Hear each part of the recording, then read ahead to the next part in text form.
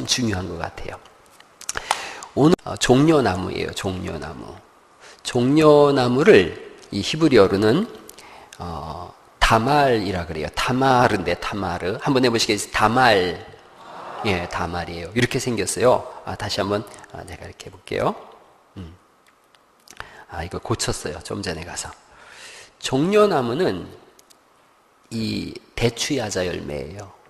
다닥다닥 달렸어요. 그래서 이거 가지고서 잼을 해 먹어요. 그 잼을 이스라엘 사람들은 꿀이라 그랬어요. 가나안 땅을 보면서 하나님께서 가나안 땅에 뭐가 두 가지가 있다 그랬는데 젖과 꿀이 흐르는 땅이라 했는데 그 꿀이 종려나무예요. 가나안 땅은 그렇게 벌이 많은 지역이 아니거든요. 그러니까 꿀이 흐른다는 얘기는 종려나무가 아주 번성해요. 그래서 이 종려나무의 의미가 승리, 번성, 그 다음에 아주 다닥다닥 붙어 있잖아요. 다산의 의미가 있어요. 그런 거로 여자 이름 중에서 다말이라고 하는 이름이 가장 많아요. 이스라엘 사람. 우리나라에는 무슨 이름이 많은가요?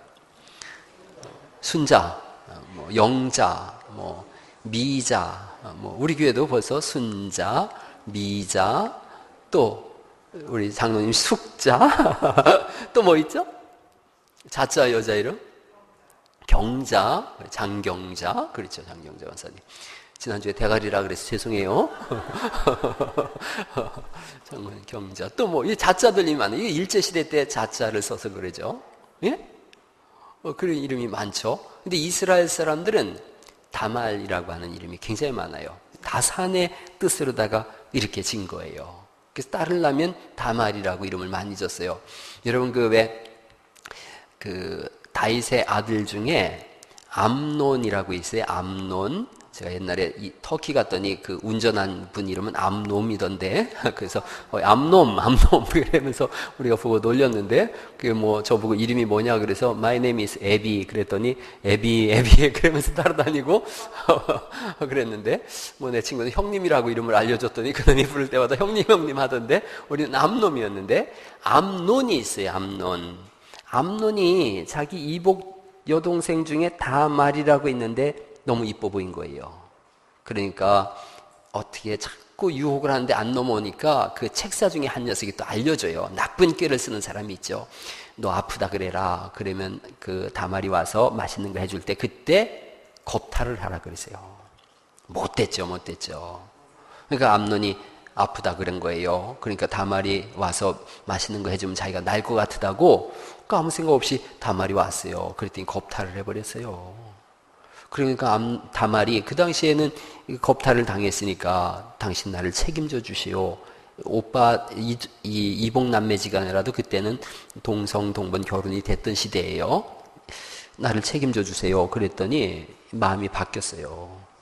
그래서 나가라고 내쫓는 거예요. 천하의 남자 믿을 거 없어요. 못된 놈들이요.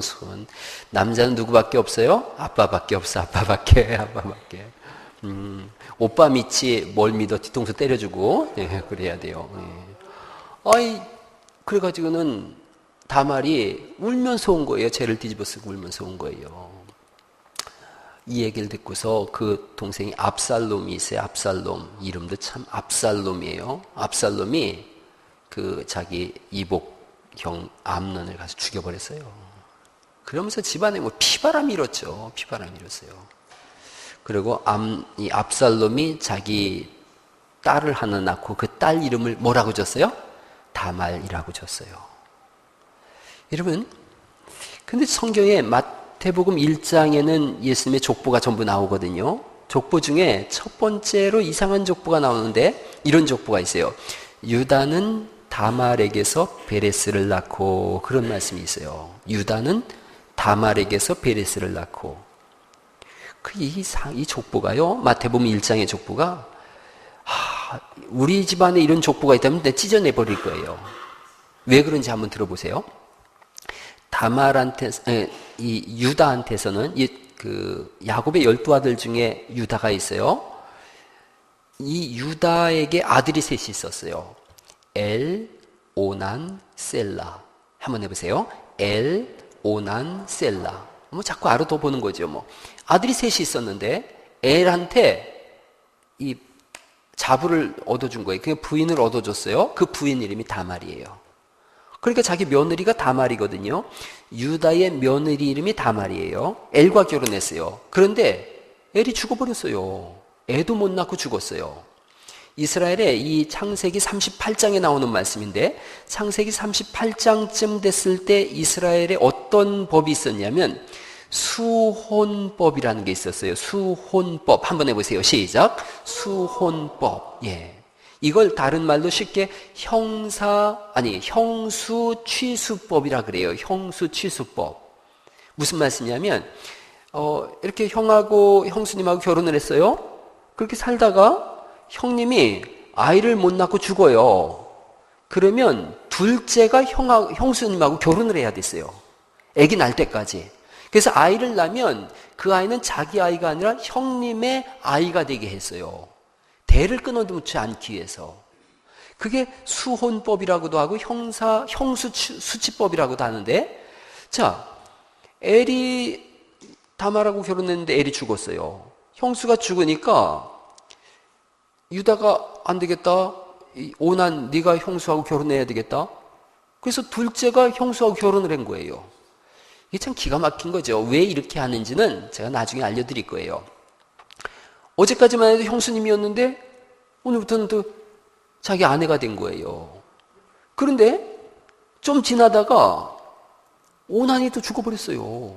애를 못 낳고. 그러니까 이 유다 입장에서는, 시아버지 입장에서는 저게 지금 뭐가 들어온 거예요? 이 신랑 잡아먹는 저 구신이 들어온 거예요, 저게 신랑 잡아먹는 게 들어온 거예요. 그러니까 애들 다 죽이게 생겼거든요. 그래서 세 번째 셀라를 결혼을 안 시켜요. 그리고 다말한테 너 우리 애 세 번째 셋째가 너무 어리니까 집에 가 있어라 그런 거예요. 결혼시키고 싶은 마음이 없는 거예요. 근데 이스라엘은 또 어떤 게 있냐면 여자가 아이를 못 낳으면 수치라고 생각을 했어요. 큰 수치라고 생각했어요. 이제 그런 문화가 사실은 전 세계적으로 이렇게 보편적으로 펼쳐져 있었어요. 옛날에 왜 여자들 칠거지약 있잖아요. 칠거지약. 아이고 세상에 그건 진짜 악 중에 악이에요. 여자가 아이 못 낳으면 이혼 사유가 된 거예요. 이혼 사유가 되고 또 남자가 다른 여자하고 이렇게 연애를 하는데 그걸 가지고 시기를 하면 이혼 사유가 되고. 아이고 옛날에 남자들 살만 났겠어요. 그냥 여자는 옛날엔 뭐 사람 취급을 못 받은 거예요. 지금 여러분 이슬람이 몰려오고 있는데 이슬람 사람들이 그런 거잖아요. 이슬람 여자들은 히잡을 씁니다. 히잡이 뭐냐면 난 부끄러운 사람이란 뜻이에요.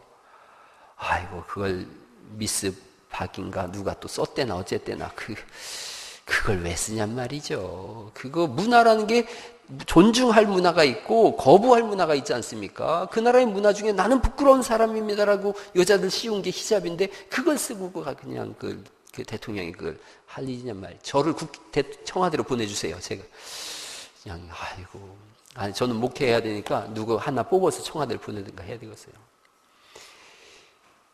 다 가리지 눈만 빠꼼히 내놓고요. 어떤 부족은 눈까지 이렇게 망사로다가 덮습니다. 그러니 무슬림들 이슬람 세력들은 여자를 짐승보다도 못하게 본 거예요. 여자가 글쎄 아기가 오니까 나무 그늘 뒤에서 이렇게 감추고서 그나마 차도를 이렇게 감추고서 젖을 먹였는데 그랬다고 글쎄 그 여자들 중에서 또 그 여자를 감시하는 요원들이 있어요. 데리다가 애는 딴 사람한테 주고 그 여자를 능지처참해서 죽였어요. 그게 무슬림 문화예요. 성경의 문화는 여자를 존중하는 거예요. 할렐루야. 여자는 존중받는 존재예요. 성경의 문화는. 근데 어쨌든 이 당시에 창세기 38장에는 여자가 애를 못 낳았어요. 수치예요. 그러자 다말이 생각해요. 내가 이대로 못 산다. 애를 낳아야지. 근데 애날 남편은 없고 어느 날 소문을 들으니까요. 자기 시아버지 유다가 양털 깎는 기간이 됐어요. 그러면 밖으로 나가거든요. 양무리 속에서 거기서 양털 깎을 때까지 지내요. 그런데 양털 깎는다는 얘기를 듣고 이 여자분이 얼굴을 가려요. 이 당시 얼굴을 이렇게 가린다는 얘기는 나는 창녀입니다 라는 뜻이에요. 몸 파는 여자입니다 라는 뜻이에요. 그래서 얼굴을 이렇게 면사포를 이렇게 가리고서 자기 시아버지 있는 데로 가요. 양치는 데로. 그러니까 유다도 그렇지. 참 그 찬송이란 뜻이에요. 유다가 하나님께 찬송하는 믿음의 아들인데 글쎄 몸 파는 여자가 지나간다고 오라고 하는 거예요. 그러니까 여자가 왔어요. 와서 뭐 그 텐트 속으로 들어갔는데 이스라엘의 텐트가 캄캄하죠. 거기서 하면 안 되는 짓을 한 거예요. 그러니까 이 여자가 자 이제 내가 몸 팔았으니까 돈 주세요. 지금 양털 깎는 기간이니까 내가 돈이 없다. 그러나 내가 3가지 신물을 줄 테니까 이거 가지고 돌아오면 내가 돈을 주겠다 그래요. 그래서 그럼 주세요 그랬더니 자기의 신분을 나타내는 도장을 주고요. 그리고 허리띠를 끌어서 줘요. 허리띠를 준다는 게 되게 중요한 거예요. 허리띠는 찌찌뜨라 그래요. 찌찌뜨. 그 찌찌뜨는 그냥 우리가 매는 허리띠가 아니에요. 이거는 그 끝에 가닥이 이렇게 메어져 있고 푸른색이에요. 내가 하나님의 사람입니다라는 신분을 나타내는 거예요. 왜 다윗이 사울 허리끈을 끊고 회개했잖아요. 그것은 사울의 그냥 허리띠 끄는 얘기가 아니에요. 옷자락 끄는 얘기가 아니라 이 찌찌트라고 하는 이 수술을 끊어낸 거예요. 그걸 주는 거예요. 그리고 지팡이를 주었어요. 이 여자가 갔어요. 얼마 뒤에 유다가 얘기를 들어보니까 자기 며느리가 애를 가졌다는 거예요. 기가 막히잖아요. 그러니까 그 당시 법대로 불태워 죽이라 그런 거예요. 그러니까 다말이 좀 기다려 보시라고 시아버지한테 보낼 물건이 있다고. 그래서 받아보니까 그게 뭐예요? 도장, 허리띠, 지팡이. 누구 거요? 지 거요. 그때 유다가 회개해요. 그리고 애를 낳는데 처음에 이렇게 세라가 이렇게 탁 나와요. 그러니까 거기다 홍색수를 이렇게 탁 매줬더니 이 애기가 무슨 변덕이 심었는지 또 손을 쑥 집어넣어요. 그러더니 둘째가 먼저 나왔어요. 그래서 베레스와 세라를 낳았어요. 그러니까 유다는 다말에게서 베레스를 낳고, 지금 이게 무슨 족보냐면 마태복음 1장이에요. 아브라함과 다윗의 자손 예수 그리스도의 세계라. 이 세계 할 때 이 계자는 경계 계자를 쓴 게 아니라 이을 계자를 썼어요. 그러니까 족보란 뜻이에요. 아브라함과 다윗의 족보, 예수 그리스도의 세계다. 그러니까 예수님의 족보인데 그 족보에 보니까 며느리와 시아버지가 관계에서 난 아이가 있는 거예요. 그런 족보를 여러분이 쓸 수 있겠어요, 여기다가? 그런가 하면요. 살몬은 라합에게서 보아스를 낳고, 그 말씀이 있어요. 족보 이 마태복음 1장에. 이 라합은 어떤 여자냐면 기생이에요, 기생. 그 여호수아가 12정탐꾼 보냈을 때에 가나안 땅에 말이 기생이죠. 역시 몸 파는 여자예요. 그런데 룻에게서 보아스를 낳고, 누구예요? 라합에게서. 살몬은 라합에게서 보아스를 낳고, 보아스가 아니죠. 라합에게서 누굴 낳았어요? 5절 말씀. 살몬은 라합에게서 보아스를 낳고, 맞아요. 보아스를 낳았어요. 그러니까 이것도 족보에 나와 있는 거예요. 기생, 몸 파는 사람에게서 보아스를 낳았어요. 근데 보아스는 또 룻에게서 이렇게 나오고 있어요. 보아스는 룻에게서 오벳을 낳고, 오벳 이렇게 내려가면서 다윗까지 내려가요. 그 룻에게서 오벳을 낳았더니 룻은 어떤 여자냐면 모압 여자예요. 모압 땅이 어떤 땅이냐면 룻이 아니라 롯이라고 하는 아브라함의 조카가 있었죠. 아브라함의 조카 롯이 자기 두 딸과 관계해서, 이 뭐 엉망진창인 거죠. 두 딸과 관계해서 태어난 두 민족이 있었는데 암몬과 모압이에요. 그게 그냥 저주받은 민족인 거예요. 거기 출신이에요, 룻이라고 하는 여자가. 그런데다가 이 여자분은 결혼했는데 남편이 죽었어요. 시어머니 따라서 베들레헴 와가지고 베들레헴에서 보아스를 보았어요. 그래가지고는 결혼을 했어요. 오벳을 낳은 거예요. 여러분 또 좀 더 내려가면요. 다윗은 누구에게서요? 누구죠? 다윗이? 갑자기 왜 다윗은 누구요? 우리아의 아내 밧세바죠. 아니, 이게 참 이상하네. 다윗은 자기 아내에게서 솔로몬을 낳고 이렇게 돼야 되는데, 다윗은 우리아의 아내에게서 솔로몬을 낳고 남의 부인한테서 솔로몬을 낳은 거예요. 이게 성경에 나오는 족보예요. 찢어내고 싶어요? 안 찢어내고 싶어요? 성경이 내가 찢을 수도 없고. 뭐 이런 거예요. 만약에 여러분 족보에 그런 족보 있다 그러면 어떻게 하실 거예요? 이렇게 얘기를 하는 거죠. 제 조상 중에는 몸 파는 여자분이 있었고요. 제 조상 중에는 아버지하고 며느리하고 이렇게 관계에서 제가 태어났거든요. 이러고 다른 부인한테서 이렇게 해가지고 이렇게 족보가 흘러내려왔고요. 그런 얘기 할 수 있겠어요? 할 수 없죠. 이게 무슨 족보냐 하면요, 우리 인생의 족보예요. 죄로 점철된 인생의 족보예요. 우리 족보는 처음부터 끝까지 이런 족보인 거예요. 다 엉망진창인 인생을 써놓은 것이 이 족보예요. 그런데 이 족보가 왜 필요하냐면 이걸 닫아 버리고 새로운 세계의 족보를 연 분이 예수님인 줄 믿습니다. 그래서 필요한 거예요. 우리가 그리스도 안에 있으면 새로운 피조물이라 이전 것은 지나갔으니 보라 새 것이 되었도다 그랬는데 이전 것이 뭐냐? 우리 인생의 족보가 닫아진 거예요. 새 것이 되었도다. 그리스도 안에서 새로운 족보가 펼쳐진 줄 믿습니다. 그럼요. 그리스도 안에서 우리는 새로운 족보로 만난 사람들이에요.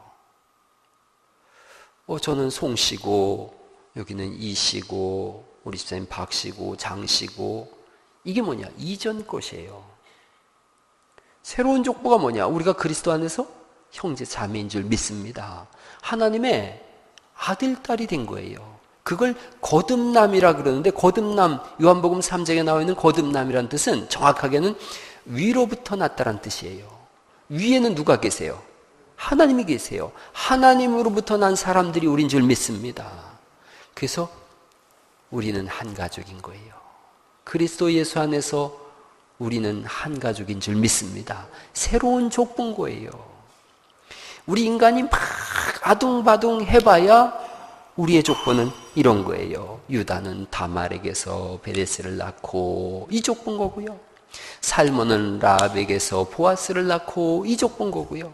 보아스는 롯에게서 오보에스를 낳고 이 족보인 거고요. 다윗은 우리아의 아내에게서 솔로몬을 낳고 이런 족보인 거예요. 그런데 그리스도 예수님이 오셔서 그 족보를 닫아가셨어요. 새로운 세상, 새로운 족보를 만들어내셨어요.